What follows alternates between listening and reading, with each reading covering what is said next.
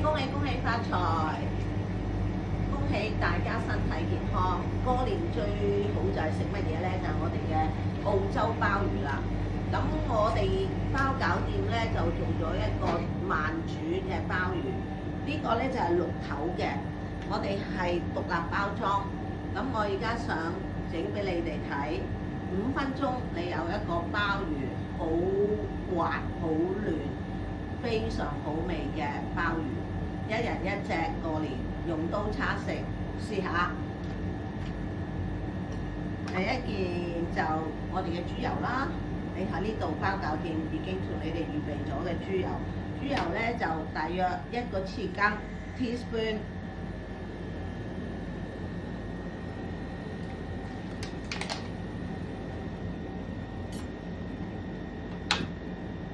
嗰個火咧就蒸熱咗嗰個煲，個火唔使太滾嘅，因為咧你滾咧令到啲鮑魚嘅纖維收縮咧，佢會韌㗎。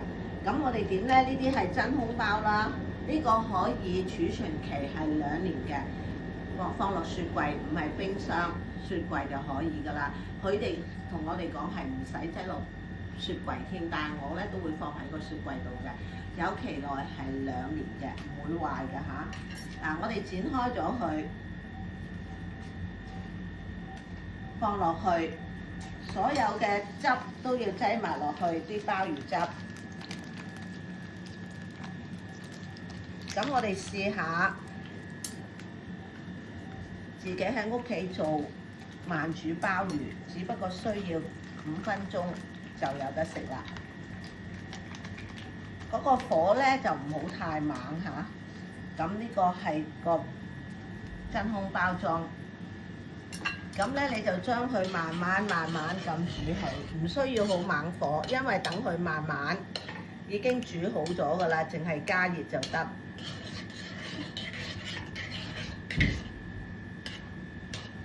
你煮佢大約5分鐘都唔需要。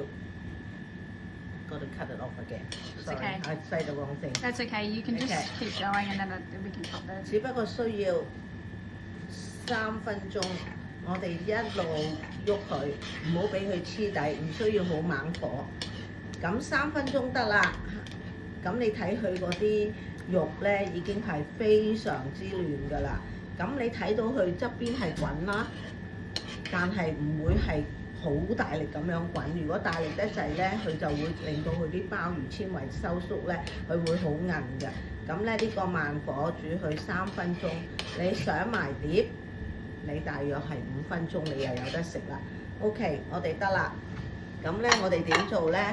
我哋就放落個鮑魚，你睇下幾大隻？你睇下呢個鮑魚，將啲汁放喺呢度。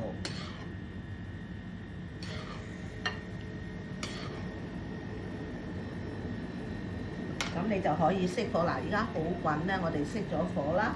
咁咧，我哋就放2條菜，或者咧我就放嗰個麵啦，就放啲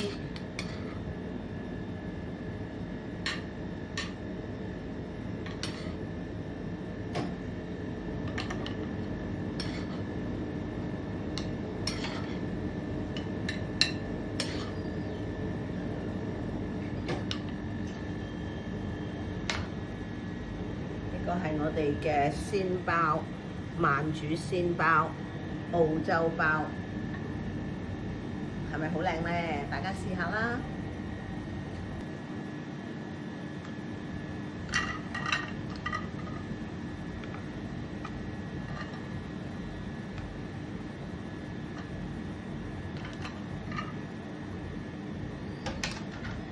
你放翻嗰啲汁，嗰啲汁咧唔好嘥咗佢喎。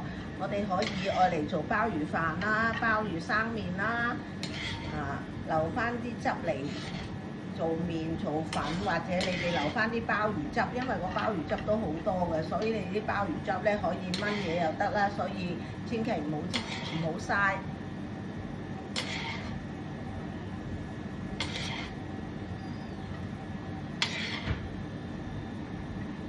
OK，係咪好靚咧？大家試下啦。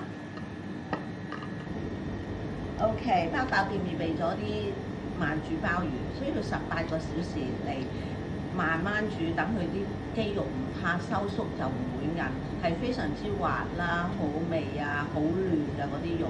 咁你哋大家食鮑魚都食過啦，綠頭鮑魚起碼過200幾蚊1 kilo 嘅，但係而家我哋你買6隻都係39.9一隻，咁所以又同你哋煮埋，需要18小時去煮嘅。咁我哋咧新年就大家可以下單咧就接龍可以下單啦，同埋而家要訂貨㗎啦。咁我哋會貨已經到咗店，你哋隨時可以過嚟，或者你哋自己取貨，或者我哋去 Sunnybank 星期六3點至4點喺 Sunnybank Dan Murphy 嗰個 car park 嗰度。咁你哋睇下節目嗰個單應該點樣盡快落單。祝大家新年快樂，試下啦，你哋一定會中意嘅。多謝晒，新年快樂！